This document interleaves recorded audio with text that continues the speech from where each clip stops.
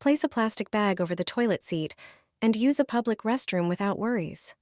If you're unsure about hygiene, a simple disposable bag is all you need. This trick has saved me many times in uncomfortable situations, especially while traveling. I always keep a plastic bag in my purse, but before storing it, I prepare it properly. Take a bag and fold it in half.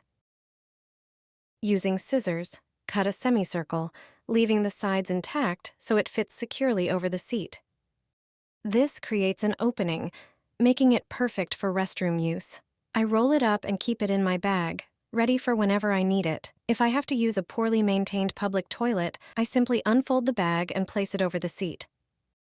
The plastic layer effectively separates me from bacteria and dirt. After use, I just remove it and throw it away. It's a great solution for people with back problems or parents with young children who need to sit on public toilets.